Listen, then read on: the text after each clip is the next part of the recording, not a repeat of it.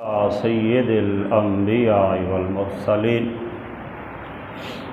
اما بعد فاعوذ باللہ من الشیطان الرجیم بسم اللہ الرحمن الرحیم قل للذین کفروا ستغلبون وتحشرون الى جہنم وبئس المہاد قد کان لکم آیۃ فی فئتین التقتا فئة تقاتل في سبيل الله وأخرى كافرة يرونهم مثليهم رأي العين والله يؤيد بنصره من يشاء إن في ذلك لعبرة لأولي الأبصار صدق الله العظيم احباب دی وقار، آج ہمیں سورہ آل عمران کی آیت نمبر 12 اور 13 پڑھنے کی سعادت حاصل ہو رہی ہے۔ ان آیات میں سے پہلی آیہ بینہ میں اللہ جل شانہ نے جو یہود مدینہ تھے، جو کافر تھے، ان کے بارے میں اپنے حبیب علیہ السلام کی زبانی یہ ارشاد فرمایا کہ آپ ان کافروں سے کہہ دیں کہ عن قریب وہ مغلوب ہو جائیں گے اور جہنم کی طرف ہانکے جائیں گے اور ان کا ٹھکانہ بہت برا ہے۔ اور دوسری آیہ بینہ میں اللہ جل شانہ نے غزوہ بدر کی طرف اشارہ فرمایا ہے کہ جب غزوہ بدر کے موقع پر دو فوجیں، دو لشکر آپس میں آمنے سامنے ہوئے تھے، ان میں سے ایک اللہ کی رضا کے لیے تھا اور دوسرا دین کی مخالفت کے لیے تھا، تو اللہ تعالیٰ نے پھر کس انداز سے وہاں پہ مسلمانوں کی مدد فرمائی اور مسلمانوں کو رب تعالیٰ نے فتح اور نصرت عطا فرمائی، اس کا یہاں پہ مختصراً تذکرہ کیا گیا۔ ارشاد فرمایا قل للذین کفروا ستغلبون وتحشرون الی جہنم، ان کافروں سے فرما دو کہ عن قریب تم مغلوب ہو جاؤ گے اور دوزخ کی طرف ہانکے جاؤ گے، وبئس المہاد، اور وہ بہت ہی برا ٹھکانہ ہے۔ احباب دی وقار، اس آیہ بینہ کے شان نزول کے حوالے سے مفسرین کرام نے حضرت سیدنا عبداللہ بن عباس رضی اللہ تعالی عنہ سے مروی ایک حدیث مبارکہ نقل کی ہے کہ جب بدر میں کفار کو رسول اکرم صلی اللہ علیہ وسلم کی طرف سے شکست ہو گئی، مسلمانوں کے لشکر کی طرف سے شکست ہو گئی، تو اس کے بعد آقا کریم صلی اللہ تعالی علیہ وسلم مدینہ میں تشریف لائے، تو جو یہودی تھے وہاں کے ارد گرد کے رہنے والے، انہوں نے کہا کہ جو قریش تھے وہ تو فنون حرب سے آگاہ نہیں تھے، انہیں تو جنگوں کے معاملات کے بارے میں زیادہ معلومات نہیں تھی، اور کہنے لگے کہ جب مسلمانوں کا مقابلہ ہم سے ہوگا تو پھر وہ جان جائیں گے کہ کیسے مقابلہ کیا جاتا ہے۔ نعوذ باللہ من ذالک، اس طرح کی باتیں کرنے لگے۔ تو اللہ جل شانہ نے ان لوگوں کے رد کے اندر یہ ارشاد فرمایا قل، اے پیارے حبیب آپ ان لوگوں کو فرما دیں للذین کفروا، وہ لوگ جنہوں نے کفر کیا ہے، ستغلبون، کہ عن قریب تم مغلوب ہو جاؤ گے۔ تم کہتے تو ہو مسلمانوں کو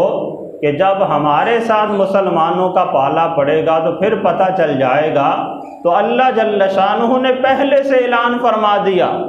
اپنے حبیب علیہ السلام کی زبانی کہ اے پیارے حبیب آپ انہیں پیغام دے دیں، یہ جو طعنے دیتے ہیں انہیں آپ ارشاد فرما دیں ستغلبون، عن قریب تم مغلوب ہو جاؤ گے، وتحشرون الی جہنم، اور جہنم کی طرف ہانکے جاؤ گے، وبئس المہاد، اور وہ بہت برا ٹھکانہ۔ تو احباب دی وقار، واقعتاً پھر ایسا ہوا کہ نبی علیہ الصلوۃ والسلام نے بعد میں جتنے ارد گرد کے یہود کے قبائل تھے اللہ تعالیٰ نے مسلمانوں کو ان پہ غلبہ عطا فرمایا، ان کے پھر مردوں کو قتل کر دیا گیا، ان کی عورتوں اور بچوں کو قیدی بنا لیا گیا، ان کے درختوں کو جلا دیا گیا، اور جس کسی قبیلے کو وہاں پہ رہنے کی اجازت بھی دی گئی تو اسے بھی اس شرط پہ رکھا گیا کہ وہ مسلمانوں کو خراج ادا کریں گے، زمان دیں گے۔ اس طرح سے پھر اللہ جل شانہ نے اسلام کو فتح عطا فرمائی، اور وہ لوگ جو مسلمانوں پہ اعتراض کرتے تھے اللہ تعالیٰ نے انہیں مغلوب کر دیا اور انہیں ذلیل و رسوا کر دیا۔ پھر فرمایا جو ارشاد فرمایا تھا وہ تحشرون الی جہنم، انہیں جہنم کی طرف ہانکا جائے گا۔ تو پہلے والا جو جملہ تھا کہ ستغلبون، تم مغلوب ہو جاؤ گے، اس کا اظہار تو دنیا کے اندر ہی ہو گیا، اور وتحشرون الی جہنم، انہیں جہنم کی طرف ہانکا جائے گا، اس کا صحیح معنوں میں اظہار میدان محشر کے اندر ہوگا کہ جنہوں نے بھی اسلام کی مخالفت کی ان تمام کو جہنم کی طرف ہانک کے لے جایا جائے گا، اور جہنم کے اندر انہیں ٹھکانہ دیا جائے گا۔ تو احباب دی وقار جو دوسری آیت بینہ آج ہم نے تلاوت کی ہے، اس میں غزوہ بدر کے حوالے سے ارشاد فرمایا قَدْ كَانَ لَكُمْ آیَةٌ فِي فِئَتَيْنِ الْتَقَاطَا، کہ بے شک تمہارے لیے ان دو گروہوں میں بڑی نشانی ہے جو آپس میں لڑے، جن کی آپس میں جنگ ہوئی۔ یہ دو گروہ کون سے تھے؟ ان سے مراد وہی جو غزوہ بدر کے موقع پر ایک مسلمانوں کا گروہ تھا اور دوسرا کافروں کا لشکر تھا۔ فئۃ تقاتل فی سبیل اللہ، ان میں سے ایک لشکر ایسا تھا، ایک جماعت ایسی تھی کہ جنہوں نے اللہ کے راستے میں جہاد کیا، جو اللہ کی رضا اور اللہ کی خوشنودی کے لیے میدان جنگ کے اندر اترے۔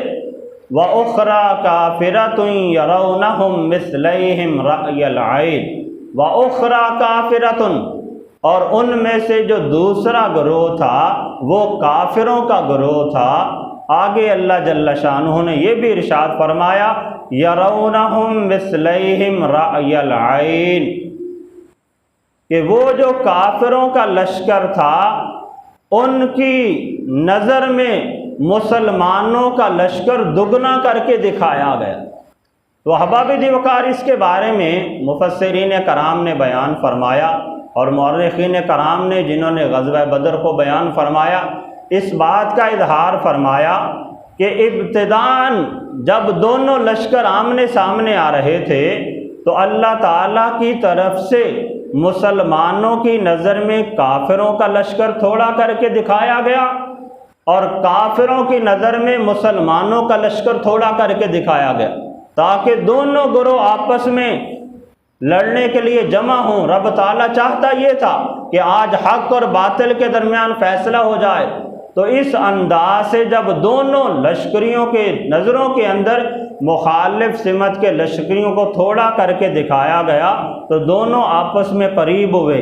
لیکن جب جنگ شروع ہوئی تو پھر اللہ تعالیٰ نے کافروں کی نظر میں مسلمانوں کے لشکر کو دگنا کر کے دکھایا، جس کی وجہ سے ان کے حوصلے پست ہو گئے اور انہیں میدان جنگ سے چھوڑ کر بھاگ کر جانا پڑا۔ اس کا یہاں پہ تذکرہ فرمایا یرونہم مثلیہم رأی العین،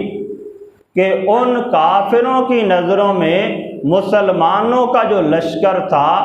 وہ دوہرا کر کے دکھایا گیا۔ یہ جو دوہرا کر کے مثلیہم بیان فرمایا، اس کے بارے میں مفسرین کرام نے یہ بیان فرمایا کہ اس سے دو تین طرح سے مفہوم مراد لیے جا سکتے ہیں۔ ایک تو یہ کہ جو مسلمانوں کا لشکر تھا اسے ہی دگنا کر کے کافروں کی نظر میں دکھایا گیا، اور وہ مسلمانوں کا لشکر عام طور پہ جو مورخین کرام نے بیان فرمایا وہ یہ کہ کم و بیش 313 کی تعداد میں افراد تھے، تو یہ 313 کو دگنا کر کے دکھایا گیا۔ یہ بھی مراد لیا جا سکتا ہے کہ وہ جو 313 تھے وہ کافروں کی نظر میں 626 کر کے دکھائے گئے، اور دوسرا اس کا ایک مفہوم یہ بھی مراد لیا کہ کافروں کی تعداد کم و بیش 1000 تھی، تو کافروں کی نظر میں جتنا ان کا اپنا لشکر تھا، مسلمانوں کا لشکر اس سے بھی دگنا کر کے دکھایا گیا۔ تو ایسی صورت میں گویا کہ مسلمانوں کا لشکر 313 کی بجائے 2000 کی تعداد میں کافروں کی نظر میں دکھایا گیا۔ یہی وجہ تھی کہ ان کے حوصلے پست ہو گئے، وہ میدان جنگ چھوڑ کر بھاگنے پہ مجبور ہو گئے۔ اور دوسرا یہ کہ اللہ جل شانہ نے فرشتوں کے ذریعے مسلمانوں کی مدد فرمائی تھی، اس کا بھی تذکرہ فرمایا، واللہ یؤید بنصرہ من یشاء، اور اللہ تعالیٰ اپنی مدد کے ذریعے جس کی چاہتا ہے تائید فرما دیتا ہے، جس کی چاہتا ہے رب تعالیٰ مدد فرما دیتا ہے۔ ان فی ذلک لعبرۃ لأولی الابصار، اور بے شک یقیناً اس واقعے کے اندر جو عقل مند ہیں ان کے لیے بڑی عبرت ہے، بڑی نصیحتیں ہیں۔ اور ہر بندہ جو بھی ذی شعور ہے وہ اس سے عبرت حاصل کرتا ہے کہ ایک طرف مسلمانوں کا مٹھی بھر لشکر، چند تلواریں، چند گھوڑے، کھانے پینے کی کیفیت یہ ہے کہ ایک ایک کھجور پر کئی کئی دن پہ ایک بندہ گزارا کرتا ہے، اور ادھر جنگی ساز و سامان، لشکر بھی 3 گنا زیادہ، کھانے پینے کی اشیاء بھی وافر تعداد میں، بڑے بڑے زور آور پہلوان، لیکن جب سامنے آئے تو ایک مٹھی بھر نہتے مسلمانوں نے انہیں تباہ و برباد کر کے رکھ دیا کہ انہیں میدان جنگ چھوڑ کے، اپنا ساز و سامان چھوڑ کے بھاگنا پڑا۔ تو احباب ذی وقار، یقیناً جب بندے کے دل کے اندر ایمان کی پختگی ہوتی ہے، اللہ کی ذات پہ کامل توکل ہوتا ہے، تو پھر رب تعالیٰ بندے کی ضرور مدد فرماتا ہے۔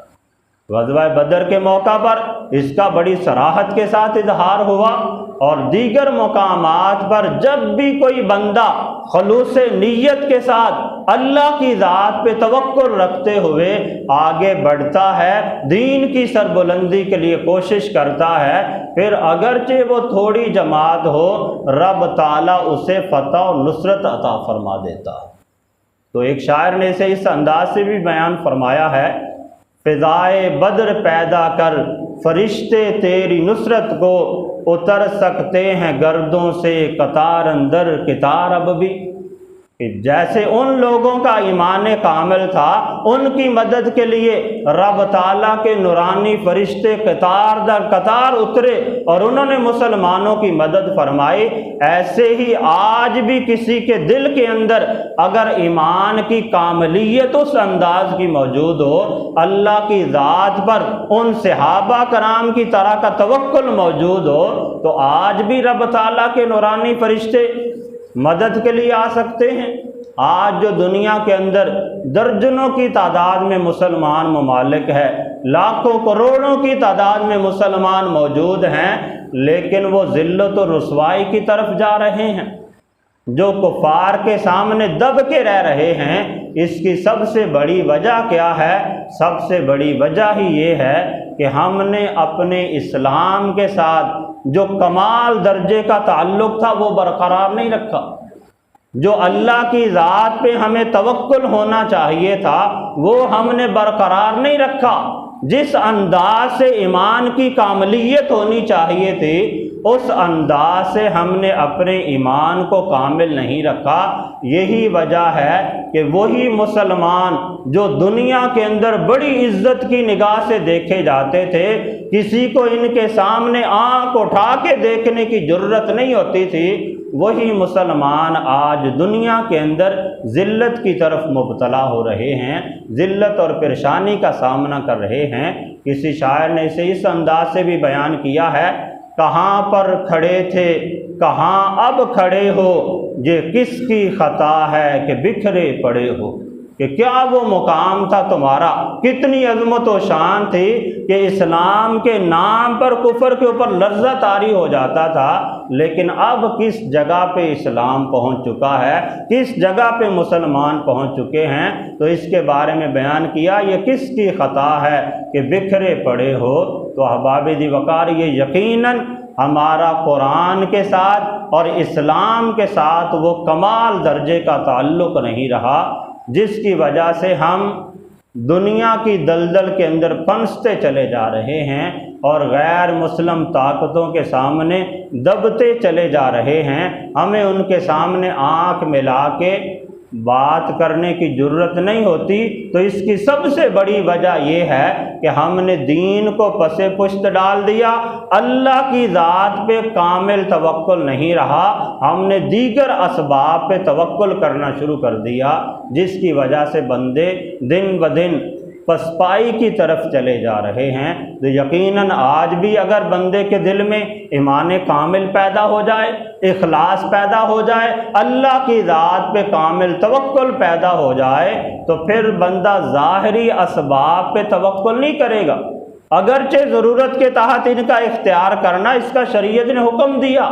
کہ بندہ اسباب اختیار کرے اور اس کا نتیجہ اللہ کی ذات پہ چھوڑ دے، لیکن صرف اسباب پر ہی توکل کر کے بیٹھ جانا یہ ایمان کی کمزوری کی علامت ہے۔ اللہ تعالیٰ کی بارگاہ میں دعا ہے کہ رب تعالیٰ ہم سب کو قرآن و سنت کا فہم عطا فرمائے اور اللہ تعالیٰ ہمیں حقیقی مومن بنائے اور صحابہ کرام جیسا ایمان، توکل اور اخلاص رب تعالیٰ ہم سب کو عطا فرمائے۔